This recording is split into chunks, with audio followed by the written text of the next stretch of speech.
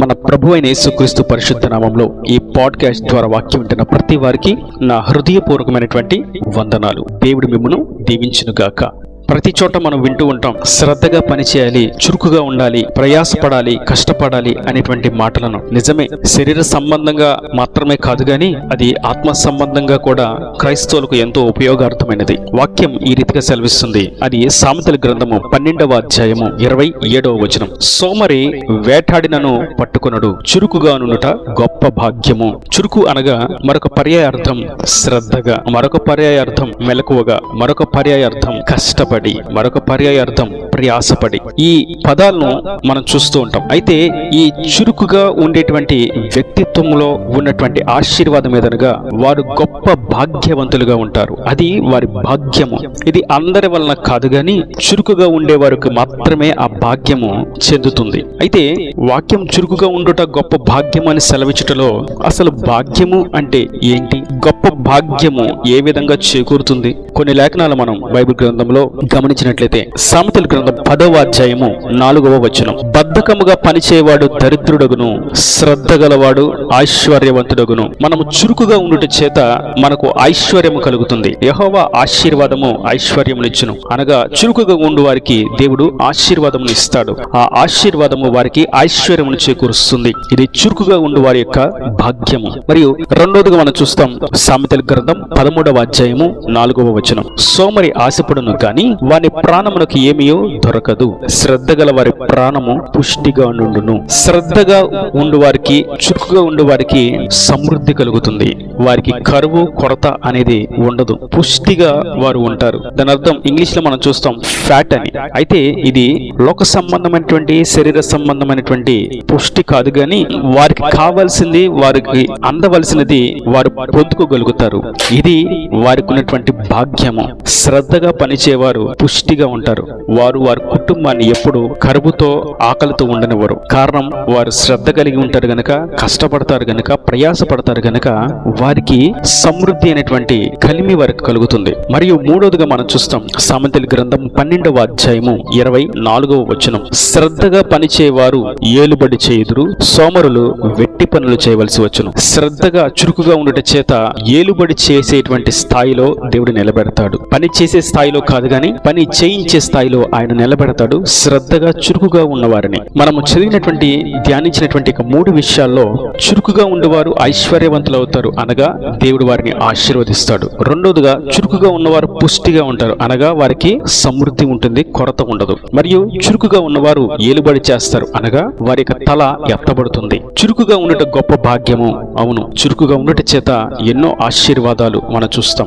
దేవుడు కూడా ఎప్పుడు చురుకుగా ఉండే వారిని ఎన్నుకుంటాడు. సోమరులుగా, బద్ధకస్తులుగా, పని చేయనొల్లని వారుగా ఉన్నవారిని ఆయన ఎన్నుకోడు. అందుకే అపోస్తులైనటువంటి పౌలు కూడా అంటాడు, పని చేయని వాడు తినడానికి అర్హుడు కాదు, అటువంటి వాడికి ఆహారం పెట్టడం అనవసరం. ఎందుకంటే పని చేయడానికి ఇష్టపడిన వాడు ఏ విధంగా ఫలమును ఆశించగలడు? అవును, పని చేయకుండా ప్రతిఫలమును ఆశించడం అనేది బుద్ధిహీనత. నేడైతే మనము ఆయనను నమ్మిన వారంగా, ఆయన మార్గంలో నడుస్తున్న వారంగా మనము చురుకుగా ఉండి, శ్రద్ధగా ఉండి, కష్టపడి పని చేయడం చేత ఎన్నో ఆశీర్వాదాలు దేవుడు మన కొరకు దాచి ఉంచాడు. మనలను ఐశ్వర్యవంతులుగా మార్చుతాడు. మన కొట్లలో ధాన్యమును, సకల సమృద్ధిని ఆయన కలుగు చేస్తాడు. కరువు రానివ్వకుండా పోషిస్తాడు. మరియు అంత మటుకు కాదు గాని ఏలుబడి చేసేటువంటి స్థాయిలో తల ఎత్తి నిలబెడతాడు. ఇంతకీ మనం చురుకుగా ఉండవలసినటువంటి విషయాలు ఏవి? అనేకమైనటువంటి విషయాలు మనం బైబిల్ గ్రంథంలో చూస్తాం. మనం వేకువజామున లెగవడం, వేకువజామున మెలకువ కలిగి ఉండడం అనేది చురుకుగా ఉండట. ప్రార్థన చేయడం, మొట్టమొదటి సమయమును, మొదటి కాలమును దేవునికి అర్పించుట, ఇది చురుకుగా ఉండే వారి యొక్క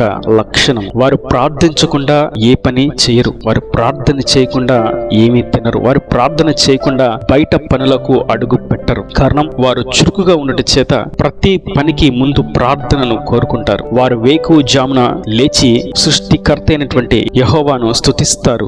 రక్షకుడైనటువంటి యేసు నామమును ధ్యానిస్తారు. పరిశుద్ధాత్మ నడిపింపు కొరకు అర్పించుకుంటారు. జీవితమును అప్పగించుకుంటారు. ఇది చురుకుగా ఉండే వారి యొక్క భాగ్యము. మనం వేకువజామున లేచుటయు, ఏ రోజు చేయవలసినటువంటి చేయాల్సినటువంటి పని ఆ రోజు చేయుటయు, ఏ పని ఎప్పుడు చేయాలో ఆ పని అప్పుడు చేయుటయు, ఏ మాత్రం వాయిదా వేయకుండా కార్యమును నిర్వర్తించుటయు, చేస్తున్న వృత్తిలో నమ్మకంగా చేయుటయు, సమయానుకూలంగా పని చేయుటయు, వ్యాపారంలో కష్టపడి ప్రయాసపడి శ్రద్ధగా పని చేయుటయు, పరిచర్యలో దేవుని కొరకు నలపబడుతున్నటువంటి అనుభవాల్లో నడిపించబడుటయు, వాక్యాన్ని ధ్యానించుటయు, మాకు చదవడానికి సమయం లేదు అని చెప్పకుండా ఉండుటయు, ఇవి చురుకుగా ఉన్నాము అనడానికి కొన్ని సాదృశ్యాలు. అయితే వాక్యము చురుకుగా ఉండే వారిని గురించి ఎంతో ఆశీర్వాదకరంగా మాట్లాడింది, కానీ చురుకుగా లేని వారిని గురించి కూడా అంతే బలహీనమైనటువంటి మాటలను తెలియజేసింది. సోమరులు వేటాడినను పట్టుకునరు, అంటే వారు పని చేస్తారు కానీ వారికి ప్రతిఫలం రాదు. వారు వేటాడతారు, కష్టపడతారు, కానీ వారికి ప్రతిఫలం రాదు. కారణం వారు చురుకుగా చేయకపోవడం చేత, ఏ రోజు పని ఆ రోజు చేయకపోవడం చేత, ఎప్పుడు చేయవలసింది అప్పుడు చేయకపోవడం చేత. పని చేయడం విషయం కాదు గాని సమయానుకూలంగా పని చేయడం అనేది ఎంతో ప్రాముఖ్యము. ఉదాహరణకు ఈ రోజు వండినటువంటి ఆహారంను ఈ రోజు తినట శ్రేష్టము. అది రేపటికో ఎల్లుండుకో వాయిదా వేసినట్లయితే అది పాడైపోతుంది. అది ఎందుకు ఉపయోగం లేనిదిగా, నిరుపయోగమైనదిగా మిగిలిపోతుంది. సోమరులు చేసేటువంటి పనులు ఈ విధంగానే ఉంటాయి. వారు ఈ రోజు చేయవలసినటువంటి పని ఎప్పటికో చేద్దామని వాయిదా వేయట చేత వారు ఆ సమయంలో ఆ పని చేసినను వారికి అది ఉపయోగార్థంగా ఉండదు. అందుకే సోమరివాడు పని చేస్తాడు గాని వాడికి ఏమి మిగలదు, వాడు ఏమాత్రం తృప్తిపరచబడడు, వాడి ప్రాణానికి ఏమీ కూడా దొరకదు అని వాక్యం సెలవిస్తుంది. వాడు బద్ధకంగా పని చేయడం చేత వాడికి దరిద్రత వస్తుంది గాని సమృద్ధి రాదు. వేకువజామున లెగటం గాని, పనిని నిర్వర్తించడం గాని, కుటుంబ స్థితిలో ఇవేమి చేయకపోవడం చేత వాడికి దరిద్రతనే సంభవిస్తుంది. ఇందును గురించి వాక్యం సెలవిస్తుంది. సామెతల గ్రంథము 6వ అధ్యాయము 9వ వచనం నుండి, సోమరి, ఎందాక నీవు పడుకుని ఉందువు, ఎప్పుడు నిద్రలేచెదవు? ఇక కొంచెము నిద్రించేదనని, కొంచెము కునికెదనని, కొంచెము సేపు చేతులు ముడుచుకొని పరుండెదనని నీవనుకొనుచుందువు. అందుచేత దోపిడిగాడు వచ్చినట్లు దారిద్ర్యము నీ యొద్దకు వచ్చును, ఆయుధదారుడు వచ్చినట్లు లేమి నీ యొద్దకు వచ్చును. సోమరివాడు అన్ని నష్టాలు తీసుకొస్తారు. అది స్త్రీ అయినా పురుషుడైనా సోమరితనం అనేది నష్టాన్ని తీసుకొస్తుంది, దారిద్ర్యతను తీసుకొస్తుంది. వారు బానిసత్వపు పనులు చేసేటువంటి స్థాయిలోని మిగిలిపోతారు. వారి తల ఎత్తబడదు, వారికి ఆశీర్వాదం రాదు, దారిద్రతని వారు అనుభవిస్తారు. వారికి సమృద్ధి ఉండదు, వారికి కరువే సంభవిస్తుంది. కారణం వారి యొక్క సోమరితనము, వారి యొక్క బద్ధకము, వారి పనుల వాయిదా వేయట చేత. సోమరుని గురించి చాలా విషయాలు మనం చూస్తాం, కానీ ఒక చక్కటి మాట మనం ఒకటి చూస్తాం. వాడు తినడానికి ఎదురుగా పెట్టినప్పటికీ దాన్ని నోట్లో పెట్టడానికి కూడా పెట్టలేనటువంటి సోమరిగా ఉంటాడు అని. ఎంత దౌర్భాగ్యమైనటువంటి పరిస్థితి. ఎదురుగా ఉన్నదాన్ని చేయడానికి కూడా శరీరం సహకరించక బద్ధకంతో మిగిలిపోవట. అయితే చురుకుగా నుండివాడు గొప్ప భాగ్యవంతుడిగా మార్చబడతాడు. అతడు దేవుని చేత ఆశీర్వదించబడతాడు. అతనికి కరువు సంభవించదు, సమృద్ధి కలుగుతుంది, అతని తల ఎత్తబడుతుంది. కొందరిని మనం చూస్తూ ఉంటే వారు వేకువన చేయవలసినటువంటి పనులను చేయరు.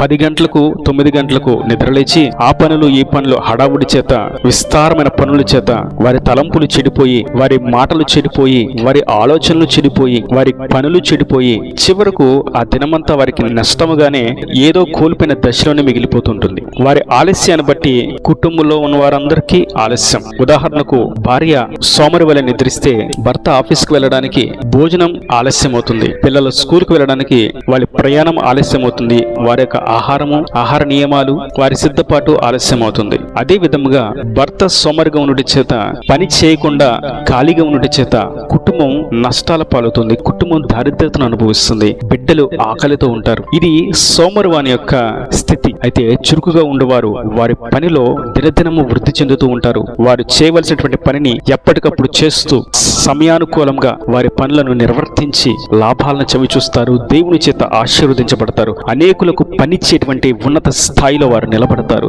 వారి కుటుంబంలో వారిని అంటి పెట్టుకున్న వారికి ఏది కుదువ కొరత లేకుండా సకల సమృద్ధి వారి ద్వారా దేవుడు కలుగు చేస్తాడు. కనుక నా ప్రియ సహోదరులారా, మనము చురుకుగా ఉండడం, శ్రద్ధగా ఉండడం అనేది దేవుని యొక్క చిత్తము. ఆ ప్రకారం జీవించిన ఎడల అది గొప్ప భాగ్యం అని వాక్యం సెలవిచ్చిన రీతిన ఆయనకు మహిమార్థంగా చురుకుగా ఉండి అనేకులకు పనిచ్చేటువంటి అధికారిగాను, అందరి మీద తల ఎత్తబడిన వారంగాను, సమృద్ధి కలిగినటువంటి కుటుంబం గాను, దేవుని చేత ఆశీర్వదించబడినటువంటి జనాంగం గాను ఉందుముగాక. దేవుని సాక్షులుగా ప్రజ్వలింప చేయబడదుం గాక. ఆమేన్. God bless you. తలల వంచి కన్నులు మూసేటైతే మీ కొరకు చిన్న ప్రార్థన. ప్రేమ స్వరూపీకరణ కటాక్షం గల తండ్రి, నా ప్రభు ఈ వాక్యమైన ప్రతి వారిని మీరు నిండాలుగా దీవించి ఆశీర్వదించండి. వారి ప్రతి అవసరతను అక్కర్ను నీ మహిమలో తీర్చి సమస్త సాతాను క్రియలు కాల్చివేసి చురుకును, శ్రద్ధను, కష్టపడేటువంటి తత్వమును ప్రతి బిడ్డకు దయచేసి వారి తల ఎత్తి సకల సమృద్ధిని దయచేసి ఆశీర్వదించి ఈ సంతలో సాక్షి నిలబెట్టి అక్కడ రాజ్యంలో సిద్ధపరచమని యేసు పరిశుద్ధ నామమున ప్రార్థించి ప్రార్థించి వేడుకుంటున్నాను తండ్రి. ఆమేన్. ఆమేన్.